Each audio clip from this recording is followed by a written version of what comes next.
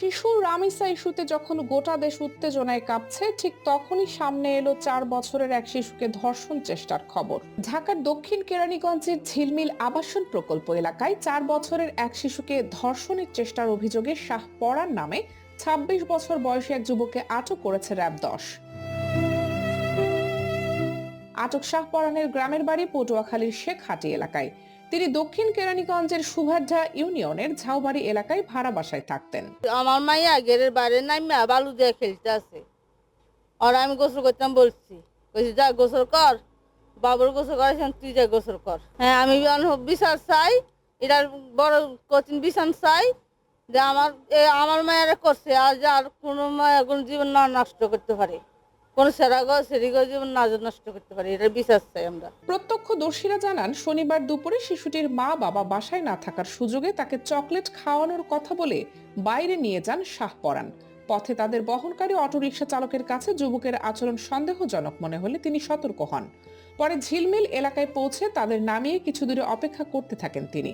সেখানে ধর্ষণ চেষ্টার সময় অটোরিকশা চালকের সন্দেহ হলে তিনি চিৎকার দেন।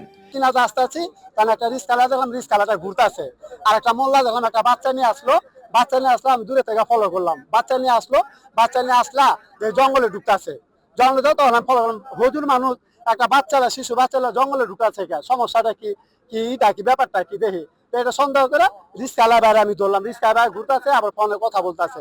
আমি বললাম, তুই কথা বলতেছে কার লাগে? বল লাগে, আমি একটা হজুর দেখলাম, হজুর একটা বাচ্চা লিয়া ঢুকলো, জঙ্গলে ঢুকলো, বাচ্চাটা দেখতো, তাহলে হয় আমি আমি খুঁজতাছি, তাহলে আমরা ভাই আহান যাই, তাহলে আমার শরীর শক্তি নেই, আমি অসুস্থ মানুষই, আমাদের রিস্কালা বাইরে করলাম, বলে তুই ঢুকে গিয়া দেখে ওই আপনি পেন খুলা যেগুলা ব্যবহার করতেছে, পরে দেখা তো মনটা দুঃখ লাগলো আমার যখন মা বোন কেন রাস্তাঘাটে চলতে পারবো না, কেন আমরা সরকারের কাছে এটা প্রতিবাদ চাই। ওর মানে ওই হুজুরের স্বভাব আগের থেকে আমার বাড়ি এলাকায় অপশন দেওয়া হয়েছে, ওর পরিবেশ ভালো না, স্বভাব ভালো না, কারণ বাড়ি এলাকা চাই হলো ভাড়া, পরিবেশের দরকার পড়ে না, কারণ আমরা আজকে 8-10 বছর ধরে ওই বেঁচে থাকি, ঠিক আছে, যে বাড়ি এলাকাতে অপশন দেওয়া হয়েছে আর ভাড়া। আর এই মেয়ের মায়েরও এবং মেয়ের বাপেরও বারবার অপশন দিচ্ছে, আমার একটু মাইয়া রাত তো 12টা 1টা পর্যন্ত রাস্তা থাকে, আপনারা কি করেন? তাদের কাছে তারা শোনে না। ঠিকানা হলো বেগুনবাড়ি, চুনগুট্টা বেগুনবাড়ি, হাফেজ মেয়ার বাড়ি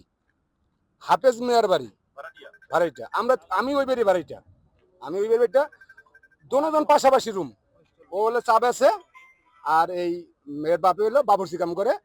এই একটা মোল্লা একটা ছোট বাচ্চারে নিয়ে ভিতরে ঢুকছে, আমি বললাম তা আসেন, আর হলো সাহস নাই। পরে আমি রিস্কা রাইখা ভিতরে ঢুকছি, যা দেখি পিচির সাথে খারাপ কাজ করতেছে। কাজ করার পরে শহরে ধরে নিয়ে গেছি, আমি একলা পারি না, ভাই একটু সহযোগিতা করছে, পরে নিয়ে যাওয়ার পরে মেন রাস্তায় বাইরে হয়েছি। হ্যাঁ, ভাইরা আইসে, আর পরে স্যারেরা আর কি র্যাব ডাইন সাইডে ঢুকছিল, হেরা বাড়ার পরে জিজ্ঞেস করছে কি হয়েছে, পরে বলছি, পরে বলে হ্যাঁ গো র্যাপের সহযোগিতা লইছি আমরা, ঠিক আছে, আর একলা তো সম্ভব না, র্যাপের সহযোগিতা লইছি। আর যে নাকি কাজটা করছে দেন না, ওর সাথে পারি না, পুরো প্যান্ট পুন ছিঁড়ে লাইছে, পরে আমার কাছে একটা রশি আছিল, রশিতে বাঁধ দিয়ে মেন রাস্তায় নিয়ে গেছে।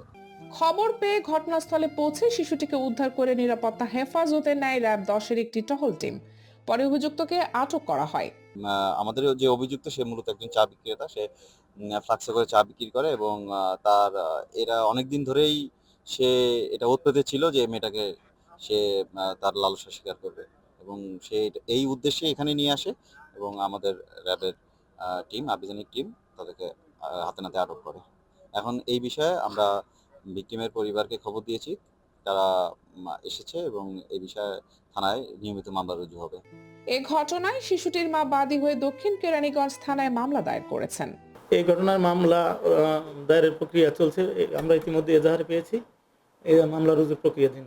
আমরা শুনতে পেলাম যে এই 4 বছরের একটা শিশু বাচ্চা, তাকে চুনকুটিয়া থেকে মানে চকলেট খাওয়ানোর প্রলোভন দেখিয়ে ঝিলমিলে নিয়ে আসছে, মানে তার ধর্ষণ চেষ্টা করেছে আর কি, মানে তার পরনের প্যান্ট খোলার চেষ্টাকালে স্থানীয় একজন অটো চালকের সন্দেহ হইলে অটো চালক ওখানে দ্রুত আরেকজন লোক নিয়ে যায়, সে তাকে ওই অবস্থায় হাতে নাতে দিতে পারে। 4 বছরের শিশুকে ধর্ষণ চেষ্টার মতো ঘটনায় স্থানীয়রা অভিযুক্তের দৃষ্টান্তমূলক শাস্তির দাবি জানিয়েছেন। পাশাপাশি শিশুদের নিরাপত্তা নিশ্চিতে পরিবার ও সমাজকে আরও সচেতন হওয়ার আহ্বান জানান তারা।